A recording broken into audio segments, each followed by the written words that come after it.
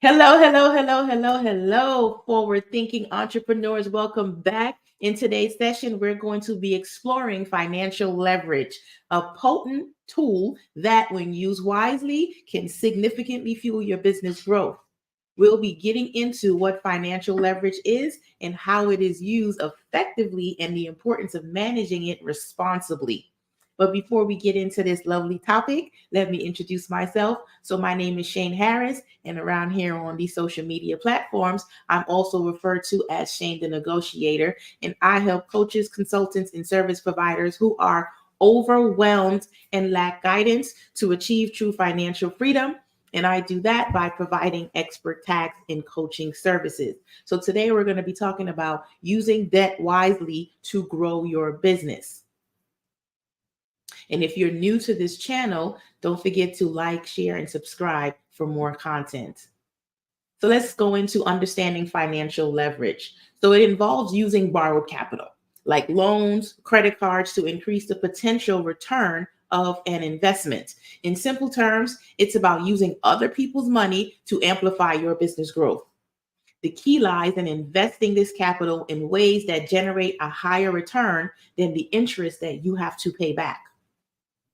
The primary benefit of leverage is it allows you to expand or invest in your business without needing the full amount of capital upfront.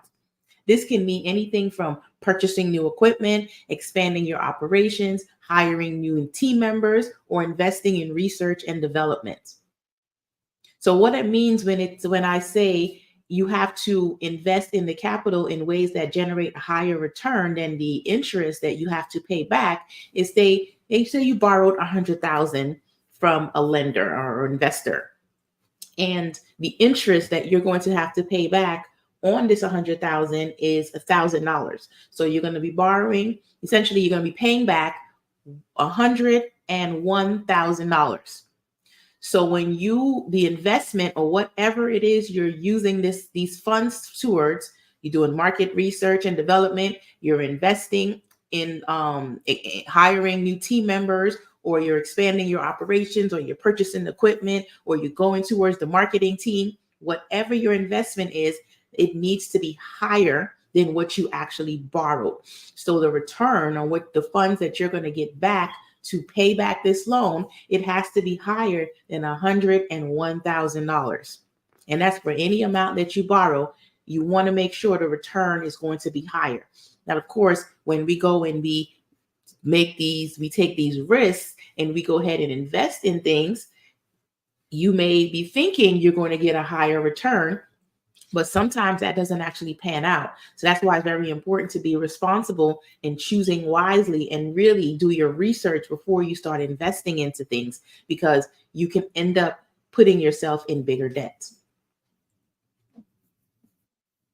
Okay. So let's get into some real world scenarios. So let's take an example. Imagine a tech startup that takes out a loan to develop a new software product, right? The product supersedes sales. The product is successful and sales soar. These S's be killing me. The product succeeds and the sales soar, and the return on the investment comfortably covers the loan payments, propelling the business forward. Conversely, if the product had failed, the company would still be responsible for the debt and potentially jeopardizing its financial stability. So that's an example of when you borrow this money, the return on investment needs to be higher so that you're not feeling like you're paying back all of this money and you don't have anything to show for it.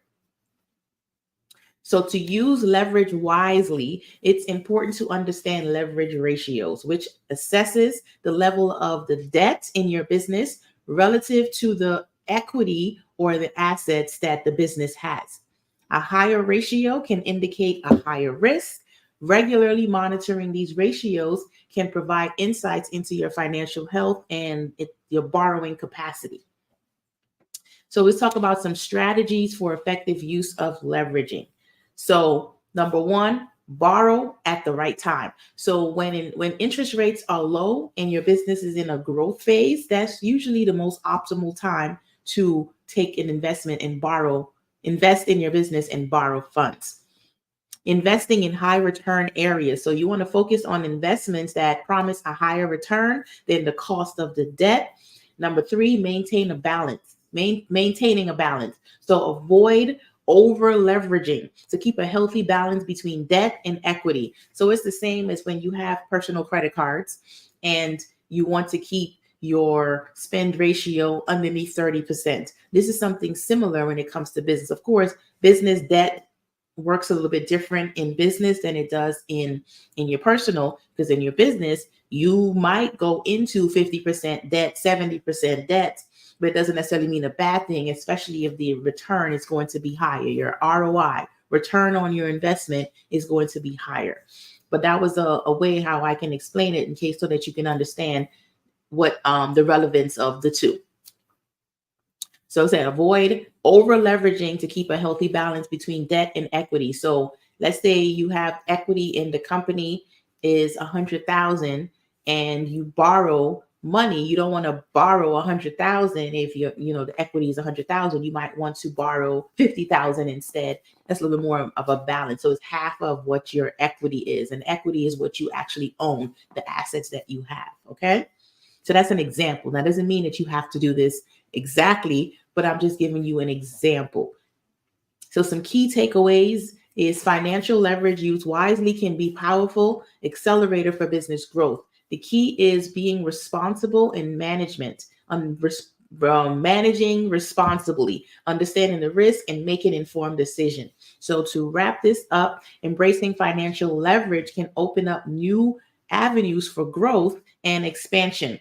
Approach it with a strategic mindset, and it can be a valuable component of your financial arsenal. So some teasers for the next upcoming session is join me as we're going to discuss how to communicate effectively about taxes with your partners, investors, and the stakeholders in tax talk.